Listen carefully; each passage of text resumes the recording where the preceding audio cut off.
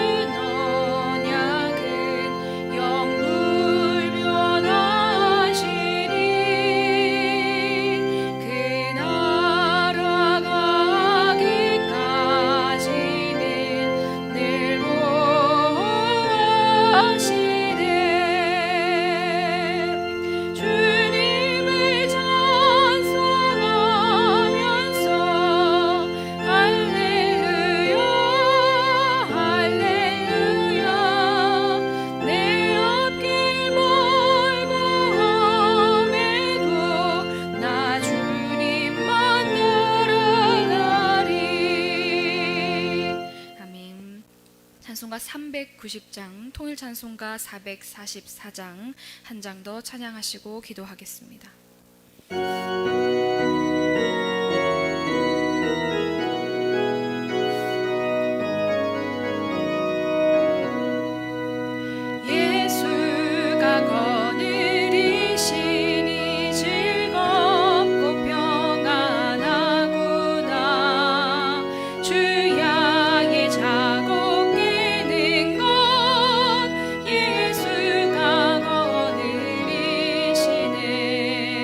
주가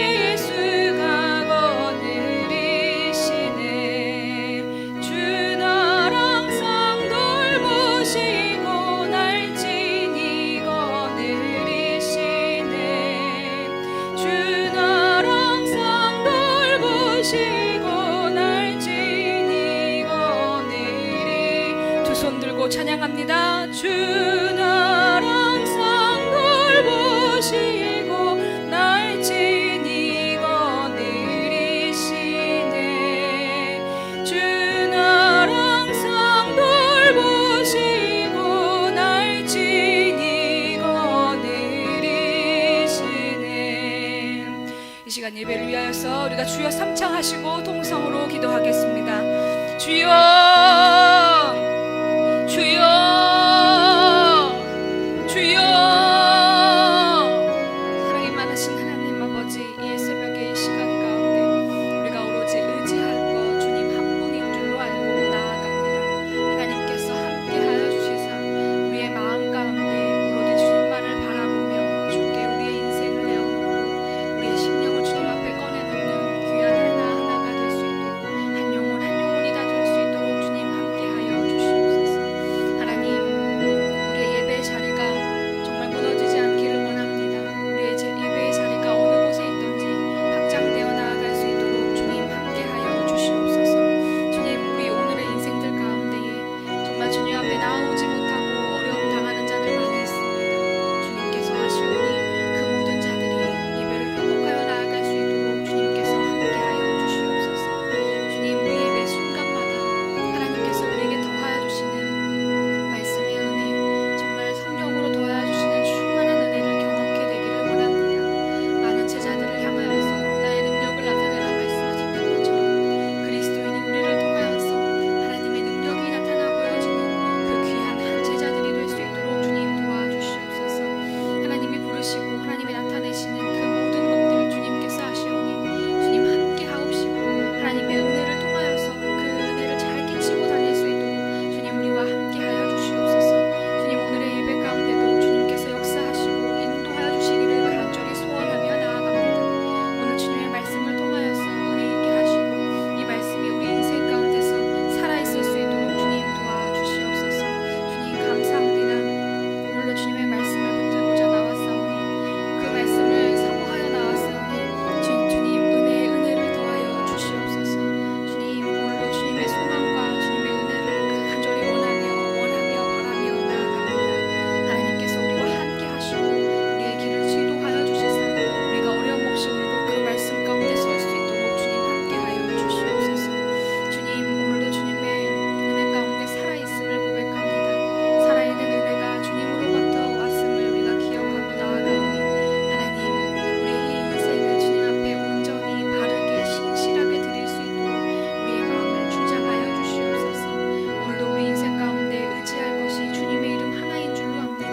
다른 세상 것을 통하여서 두려워하고 의지하지 않게 하시고 오늘도 주님의 말씀을 통하여서 힘을 얻고 능력을 얻고 오늘도 살아갈 지혜를 얻을 수 있는 우리 모두가 될 수 있도록 주님 함께하여 주시옵소서.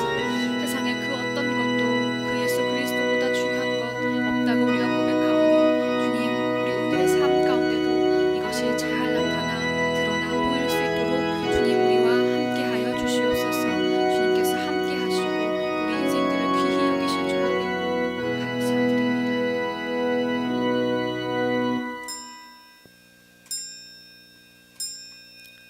하나님 아버지, 감사합니다. 오늘도 우리에게 호흡을 더하여 주시고 살아갈 힘을 주시니 하나님 참으로 감사합니다. 우리의 삶이 하나님과 동행하는 거룩한 예배의 삶이 되기를 소원합니다. 우리를 한시도 놓치지 않으시는 주님을 우리가 찾는다는 것이 예배이고 우리가 주를 기억하며 주님의 삶을 쫓아 사는 것이 예배인 줄로 압니다.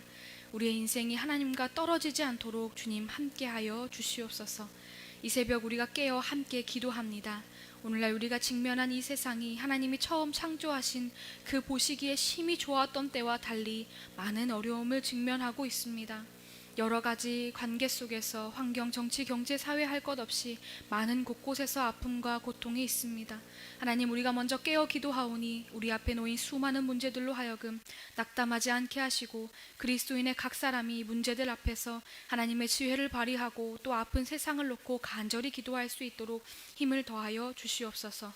주님, 이 시간 말씀 중에 지혜 더하여 주시고 은혜로 충만하게 하여 주셔서 말씀의 빛이 우리를 온전히 감쌀 수 있게 도와주옵소서. 오로지 주님의 이름만이 높임을 받으시길 원하며 살아계셔서 역사하시는 예수 그리스도의 이름으로 간절히 기도하옵나이다. 아멘. 이 시간 오늘 함께 보실 말씀은 사도행전 18장 12절에서 17절의 말씀입니다. 사도행전 18장 12절에서 17절의 말씀입니다. 제가 봉독하겠습니다. 갈리오가 아가야 총독되었을 때에 유대인이 일제히 일어나 바울을 대적하여 법정으로 데리고 가서 말하되 이 사람이 율법을 어기면서 하나님을 경외하라고 사람들을 권한다 하거늘 바울이 입을 열고자 할 때에 갈리오가 유대인들에게 이르되 너희 유대인들아 만일 이것이 무슨 부정한 일이나 불량한 행동이었으면 내가 너희 말을 들어주는 것이 옳거니와 만일 문제가 언어와 명칭과 너희 법에 관한 것이면 너희가 스스로 처리하라. 나는 이러한 일에 재판장 되기를 원하지 아니하노라 하고 그들을 법정에서 쫓아내니 모든 사람이 회당장 소스테네를 잡아 법정 앞에서 때리되 갈리오가 이 일을 상관하지 아니하니라. 아멘. 할렐루야. 함께 말씀으로 이 한날을 열어가시는 여러분을 주님의 이름으로 환영하고 축복합니다. 이 하루도 힘내시고 하나님이 주시는 넓은 마음으로 우리에게 미소가 가득한 한날이 되시기를 소망합니다. 오늘 사도행전 18장 말씀에서 바울은 아덴을 떠나 아가야의 수도였던 고린도에서 1년 6개월이라는 긴 시간을 머물게 됩니다. 이곳에서 바울은 각 사람들이 믿음으로 단단하여질 수 있도록 가르치고 돕는 역할을 감당했습니다. 그런데 갈리오라고 하는 사람이 아가야 이 지방에 총독으로 온 지 얼마 되지 않아 유대인들 사이에 큰 소동이 일어나게 됩니다. 우리 12절에서 13절의 말씀을 다시 한번 함께 읽어보겠습니다. 갈리오가 아가야 총독 되었을 때에 유대인이 일제히 일어나 바울을 대적하여 법정으로 데리고 가서 말하되 이 사람이 율법을 어기면서 하나님을 경외하라고 사람들을 권한다 하거늘. 아멘. 유대인들이 작정을 하고 일제히 한 번에 일어나 갈리아 총독을 찾아가게 됩니다. 그 이유는 바울 때문이었습니다. 유대인들은 바울을 직접 데리고 법정으로 향했습니다. 여기서 법정은 유대인들이 논의를 하기 위해 모이는 법정이 아니라 아가야 지방을 통솔하고 있는 로마의 총독이 있는 재판을 감당하는 법정으로 데려간 것입니다. 그러면서 바울을 고발했습니다. 이 사람이 율법을 어기면서 하나님을 경외하라고 사람들을 권면합니다. 이 사람을 고발합니다. 우리의 생각에 왜 유대인들이 이 로마 총독을 찾아가 율법을 어겼다고 하는 것이 좀 이상해 보입니다. 여기서 율법이라는 것은 성경에서 나오는 가르침, 즉 유대인이 주장하는 모세오경에 근거한 법을 어긴 것을 고발하는 것이 아니라 이 나라의 법, 지금 지배하고 있는 이 로마의 법을 어겼다고 이야기하고 있는 것입니다. 이 당시에 로마에서는 로마 법이 허락한 종교만을 인정했습니다. 그러나 이 당시 바울, 즉 그리스도인들은 따로 종교로서 자리 잡지 않았기 때문에 유대인들은 바울이 새로운 종교를 설파하는 불법을 저지르고 있다라고 고발한 것입니다.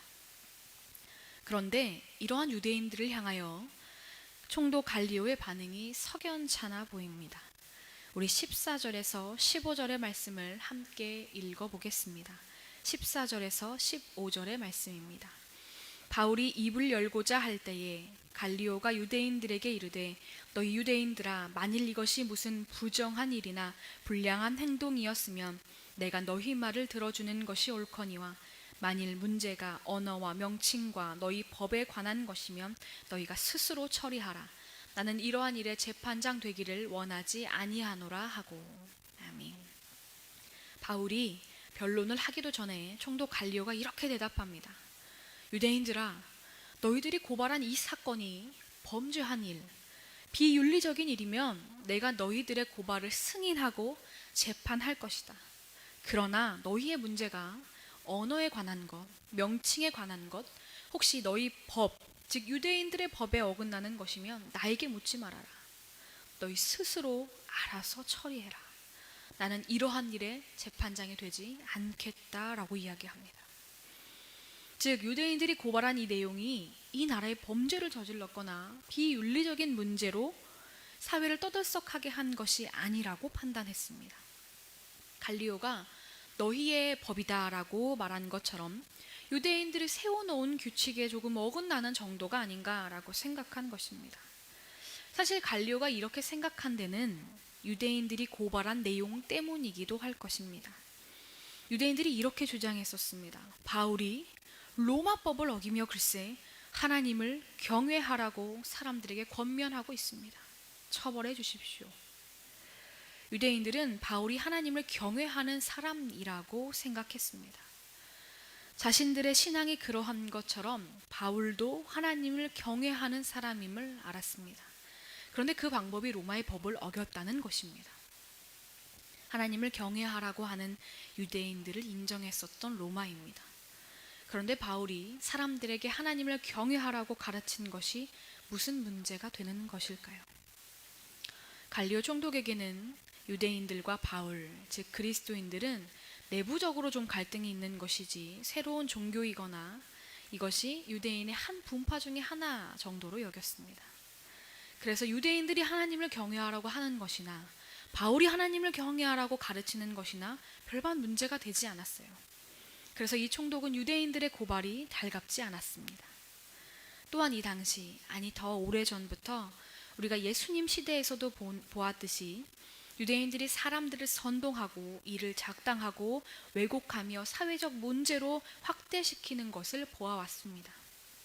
빌라도가 무죄를 선고한 재판에서도 군중들에 의해 유대인들은 예수님을 사형에 처하는 결과를 내기도 했었습니다. 이러한 일들은 사도행전 곳곳에도 많이 나타납니다. 이고니온에서도 그랬고 안디옥에서도 데살로니가, 베레아 등 유대인들이 계속해서 소동을 일으키고 사람들을 선동했었습니다. 그런데 이러한 행태들이 믿지 않는 사람들이 보기에도, 즉 이 성경 이 당시의 말씀에 나와 있는 헬라인들이 보기에도 이 유대인들의 모습이 매우 불편한 일이었습니다. 그래서 실제로 역사적 자료에 의하면 이 당시 반유대적인 현상이 널리 만연해 있었다라고 나옵니다. 이러한 상황은 아마 유대인 자체를 좀 기피하게 되는 현상이 나타났을 것입니다. 그래서 갈리오는 아예 재판을 할 수 있는 여지 없이 이 문제에 관하여 너희들 알아서 너희 법대로 처리하라고 종결시켜 버립니다. 그래서인지 이러한 일이 벌어집니다. 16절에서 17절의 말씀을 함께 읽어보겠습니다. 그들을 법정에서 쫓아내니 모든 사람이 회당장 소스데네를 잡아 법정 앞에서 때리되 갈리오가 이 일을 상관하지 아니하니라. 갈리오가 법정에서 이들을 쫓아냈습니다. 유대인들을 대표하는 회당장이었던 소스데네를 잡아 법정 앞에서 때립니다. 이 소스데네는 우리가 어제 말씀 묵상으로 나누었던 바울에게 세례를 받은 그리스보 회당장의 뒤를 이어 회당을 섬기는 사람이었을 것입니다. 동시에 바울을 법정에 세우는 데 있어서 모든 유대인들에 앞서서 고발한 사람이 아마 이 소스데네였을 것입니다. 이 소스데네가 아무런 소득이 없이 나와서 책임을 물어서 유대인들이 그들을 때렸는지, 아니면 그 법정을 지켜보고 있었던 군중들, 즉 헬라인들이 무고죄의 정당성을 보고 그렇지 않아도 유대인들 그 행동이 마음에 들지 않았는데 잘됐다 하고 때린 것인지 정확하게 알 수 없으나 아무래도 함께 법정을 지켜보던 군중들, 즉 헬라인들에 의해 매를 맞지 않았을까 합니다. 왜냐하면 유대인들이 단체로 일어나 법정에서 판결을 받으려 회당장을 내세웠는데 그 대표자로 나섰던 소스데네를 법정 앞에서 공개적으로 처벌하기에는 무리가 있어 보입니다. 어찌되었건 유대인의 회당장 소스데네는 법정 앞에서 매를 맞았고 여러 사람 앞에서 그 권위와는 다르게 내동댕이 쳐지게 됩니다. 그러나 갈리오 총독은요, 이를 보고도 못 본 채 그냥 두었습니다. 내가 더 이상 관여하지 않겠다는 아주 확실한 태도를 보여주고 있었습니다. 유대인들 사이에서는 이 지역에 온 유대인들이 모여 소리를 한껏 모았던 일이었지만 뜻대로 일이 풀리지 않았습니다. 아마 앞으로 그들은 어떻게 해야 할지 고민이 많았을 것입니다. 그러나 이로써 이 아가야 지역 안에 있는 바울은요, 어느 정도 자유롭게 선교 활동을 지속할 수 있게 되었습니다. 로마의 법을 어긴다, 어깃장을 놓고 싶었던 이 유대인들이 더 이상 사람들 앞에서 로마법을 어긴 바울입니다라고 이야기할 수가 없었습니다. 또한 유대인들처럼 바울도 하나님을 경외하는 사람이라는 것을 이 유대인 스스로 보여주었습니다. 뿐만 아니라 그 법정에 모였던 많은 사람들이 이 사건을 보았고 바울의 선교 활동을 이해하게 되었는지도 모르겠습니다. 바울은 이 법정에서 말 한마디 하지 않았습니다. 사람들 앞에서 그러나 당당히 서 있을 수 있었습니다. 우선은 바울 스스로 기뻤을지도 모릅니다. 유대인들이 자신을 하나님을 경외하는 사람이라고 소개했기 때문입니다. 또한 사람들 앞에서 이제 내가 복음을 조금 더 자유롭게 전할 수 있게 되겠구나, 내가 하나님을 전해도 괜찮겠구나 인정받은 것과도 같았을 것입니다. 이 사건을 통해 바울이 우리 함께 읽은 18장, 우리가 어제 말씀을 살펴봤던 9절에서 10절에 나왔던 밤중 환상이 기억나지 않았을까 하는 생각이 듭니다. 하나님이 그리 말씀하셨었습니다. 두려워하지 말며 침묵하지 말고 말하라. 내가 너와 함께 있음에 어떤 사람도 너를 대적하여 해롭게 할 자가 없을 것이니 이는 성중에 내 백성이 많음이라 하셨었습니다. 바울이 말 한마디 내뱉지 않은 이 상황 속에서도 해를 입지 않았고 그 지역에서 복음의 확장을 이루어 나가게 되었습니다. 바울은 하나님을 신실하게 경외한 사람이었습니다. 그래서 그에게는 고난도 많았지만 어느 곳에서도 그를 대적하는 사람들에게서도 인정받을 수밖에 없는 한 사람이 되게 하셨습니다. 뿐만 아니라 이 복음이 전파되는 길에 힘썼고 오늘날까지 우리의 선생이 되기도 한 사람입니다. 우리도 바울처럼 우리를 대적하는 사람들을 만나게 될지라도 그들이 우리를 향해 저 사람 하나님을 경외하는 사람이야 라는 것을 인정하지 않을 수 없는 그런 인생들이 다 되시기를 주님의 이름으로 간절히 소망합니다. 하나님께서는 바울과 같이 하나님을 알고 깨닫고 그의 가르침을 살아내는 인생을 살 때 그 길이 열리게 하실 것입니다. 하나님은 믿는 자들의 모임, 즉 여러분이 처소 삼으신 각 사람, 그 교회를 기뻐하십니다.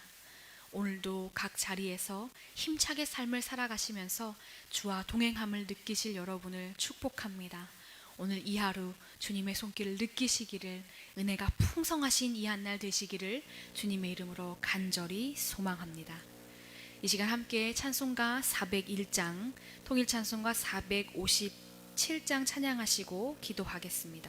함께 기도하기는 우리의 삶의 자리가 하나님께 드리는 귀한 한 시간 한 시간으로 채워지시기를 기도하길 소망합니다. 우리를 위해 자기 몸까지 버리시며 우리를 살리신 그 사랑을 기억하며 오늘 이 한날 진하게 주님을 느끼게 해달라고 기도하시길 원합니다. 두 번째로는 나라와 민족을 위하여 기도해 주시길 원합니다. 우리 12.12 운동을 함께 나누고 있습니다. 매일 정오 1, 2분 가능하시면 또 한두 시간 나라와 민족을 위하여서 기도해 주시기를 원합니다. 세계적으로 뻗쳐나가는 이 바이러스와의 싸움, 그리고 환경적인 많은 문제들로 인해 불안과 염려로 가득합니다. 이 땅에 회복하는 길로 얼른 나아갈 수 있도록 함께 기도해 주시기를 부탁드립니다. 다 함께 찬송가 401장 찬양하시겠습니다.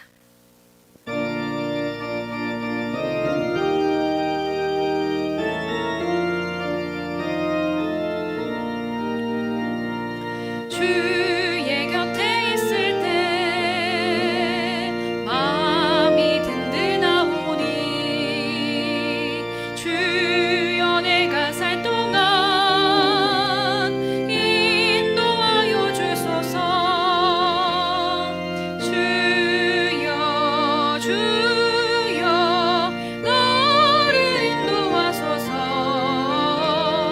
마른 세상 살 동안 주여 인도하소서. 비난처인 예수여 세상 물결험할 때 그 신이 내 베푸사 나를 숨겨주소서. 주여 주여 나를 인도하소서. 마른 세상 살 동안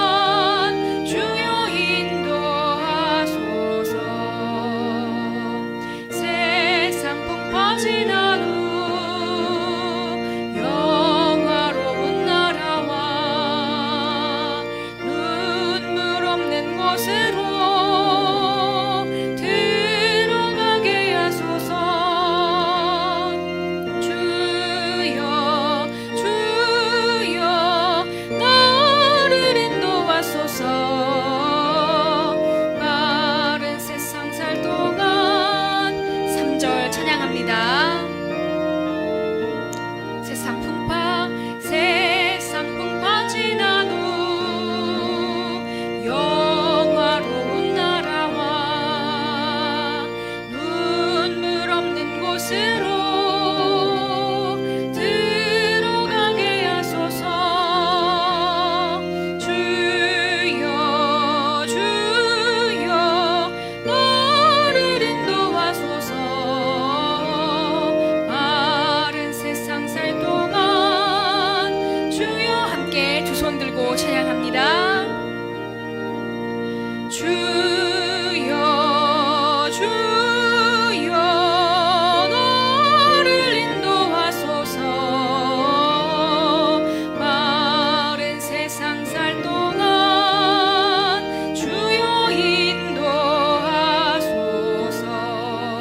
우리가 기도의 제목을 붙들고 주여 삼창함심으로 통성으로 기도하겠습니다. 주여